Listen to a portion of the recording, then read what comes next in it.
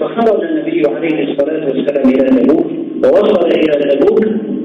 ولم يكن ثمة قتال بينه وبين النصارى، فرجع النبي صلى الله عليه وآله وسلم من هذه الغزوة. ولما رجع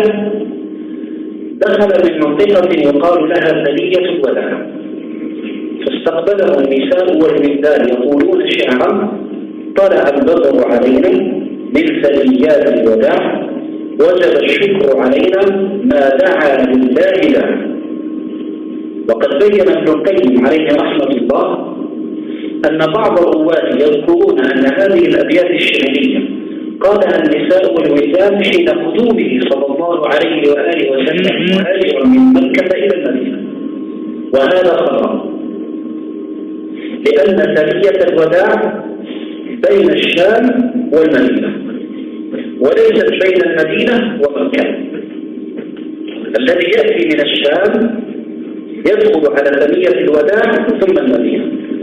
والذي يريد الخروج إلى الشام وهو في المدينة يأتي ثنية الوداع ثم يأتي الشام. أما المدينة ومكة فليس بينهما منطقة يقال لها ثنية الوداع، ولذلك ما يذكره البعض